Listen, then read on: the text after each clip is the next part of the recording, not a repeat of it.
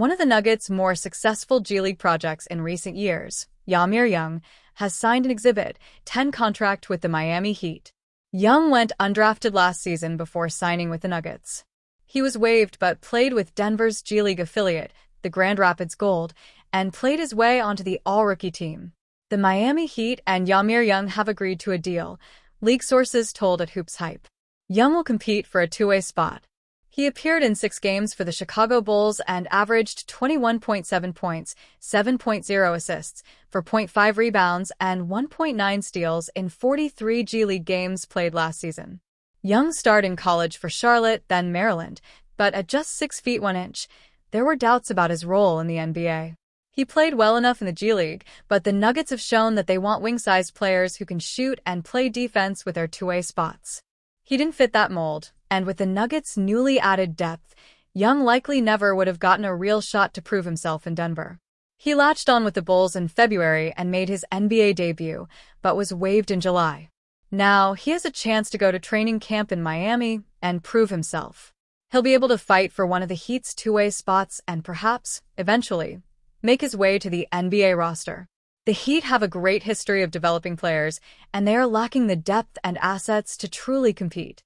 As much as any team, they need to hit on some young lottery tickets that could grow into stars, and Young is a worthy gamble. Nuggets two-way players all in wing mold. The Nuggets do have an open roster spot and an open two-way spot, but there's been a clear theme this summer. They've signed Kessler Edwards to an E-10 deal, Tamar Bates and Curtis Jones to two-way deals, plus added Tim Hardaway Jr. and Bruce Brown in free agency. All of those players can shoot and defend on the wing. They can all play with and without the ball and have enough size to hold their own in almost any situation.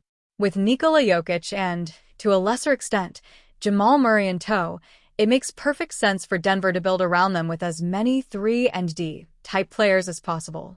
The guys they've signed and traded for in Cam Johnson all fit that mold, and while they may not all come in and impact the NBA roster from day one, the vision is clear. For the most part, two-way spots get recycled over and over around the league, and few players graduate from those positions into meaningful contributors, but it does happen. There are a few hits every year across the league, and winning on the margins like that can make a massive impact. The Nuggets haven't had that kind of luck in a while, but that would further cement their offseason as a huge victory. The biggest surprise move of the NBA offseason may not have even happened yet. Even as the slowest part of the NBA summer rolls on, I don't quite believe a Tyler Herro trade, as unexpected as it would be, is completely off the table for the Miami Heat. With a little more than a month to decide what they want to do when he becomes extension eligible, a trade of Herro could still theoretically materialize before the start of the new season. On October 1st, Herro officially becomes eligible to sign a 3-year, $150 million max contract extension with the Heat. It's impossible to predict how those talks between Herro and the Heat will go, but if they do go south quickly, it could be in the best interest of Miami to explore his trade market. Why the Heat may need to trade Tyler Herro. In a perfect world where a salary cap and a strict financial CBA don't exist, the Heat would be able to pay Herro what he believes he deserves while also still pursuing another star player to add to the roster.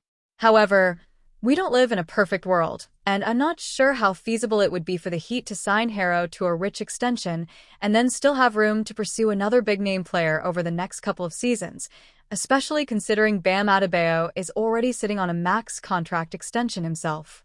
In short, the Heat may have to trade Herro to get out from under that huge expected contract bill if they genuinely want to pursue another star player. If the Heat doesn't believe a Herro-Bam foundational core is good enough to help push the team over the championship hump, something must be done. As difficult as it would be to trade Herro, especially considering how much time and effort the organization has invested in his development, this may be the only logical path toward the Heat reemerging as a championship contender in the future. October should clarify everything for the Heat, Herro. But much of that should be clarified over the next 2 months. Sitting down and having those early extension talks, if they haven't already done that under the table, should give both the Heat and Herro some clarity. And if there's a realization in mid-October or perhaps earlier that the two sides are too far apart on talks, Maybe that's the moment when the idea of a trade is slowly introduced. Either way, it would be foolish to completely discount that possibility right now. And, if we're being completely honest, it may be the only pathway forward to the Heat acquiring a superstar talent in the future. In his quest to win more NBA championships than former teammate Kobe Bryant, Shaquille O'Neal joined the Miami Heat to be coached by the great Pat Riley.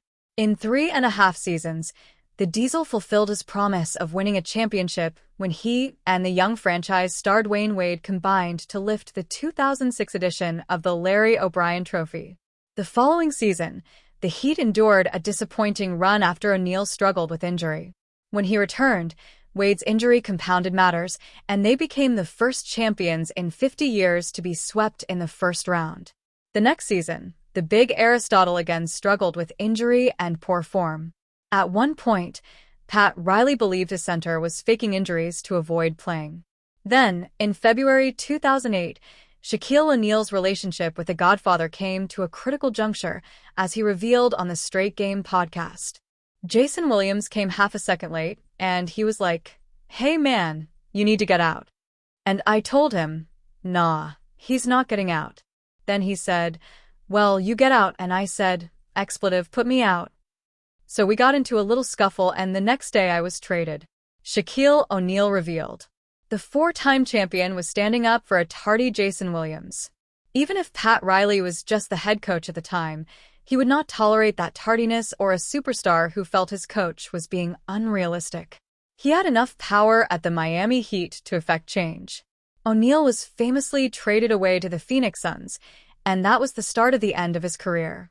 If his health had not been a problem, maybe the situation could have been different. Shaquille O'Neal delivered on his promise of a championship.